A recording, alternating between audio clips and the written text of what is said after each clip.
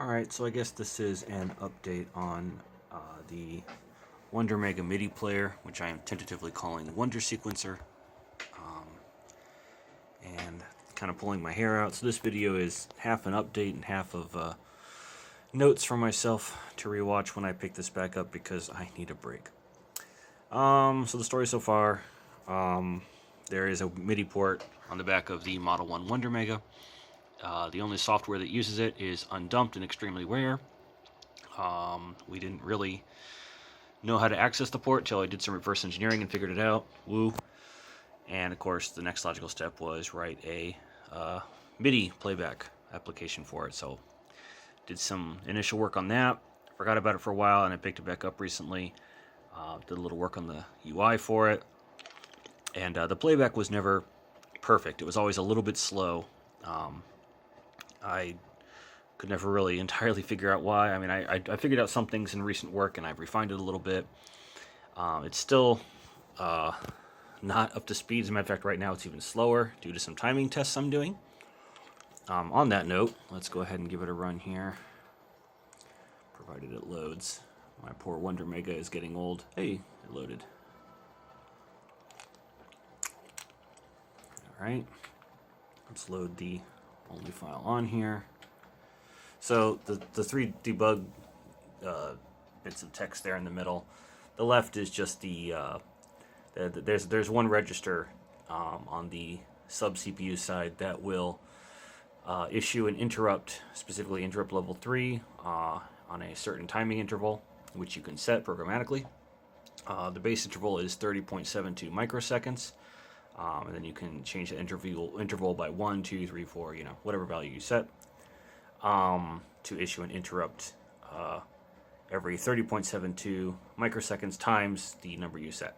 So we use that to calculate the timing for the playback.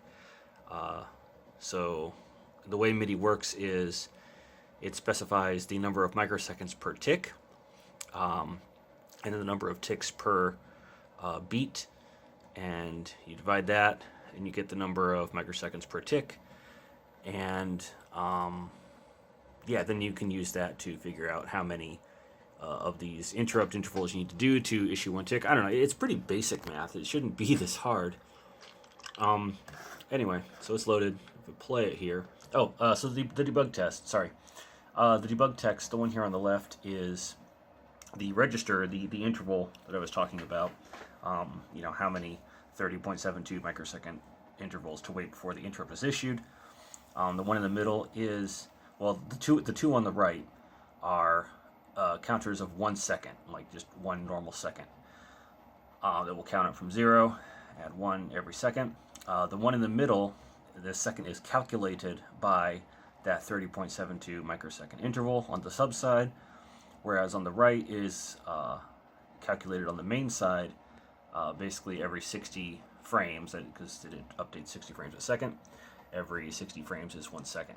So the main side is kind of the control here, while the middle, coming from the sub side, is the test to make sure that our timing with this register is sane. So let's go ahead and play it.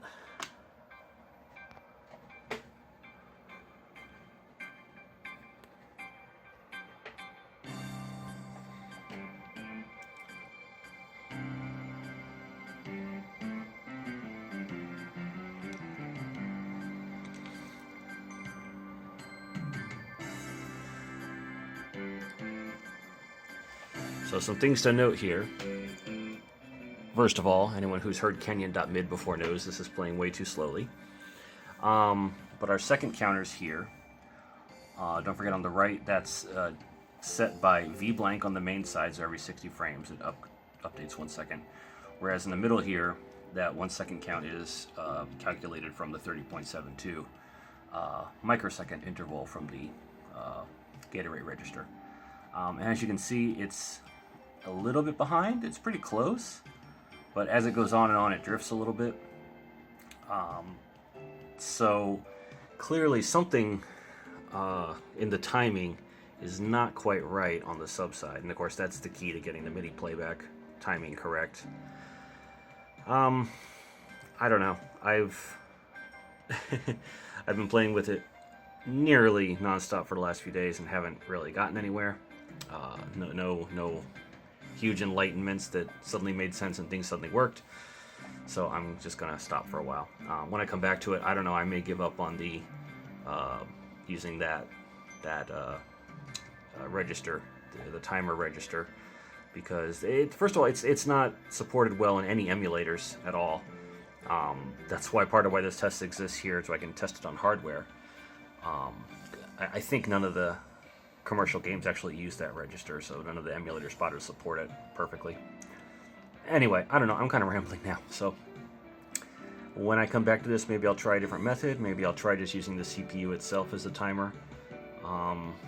We don't have something convenient like frames, 60 frames per second on the sub side. Although I don't think that would even be a high enough resolution, rather, for the microseconds needed for MIDI playback. I don't know. Whatever. We'll come back to this later. Bye.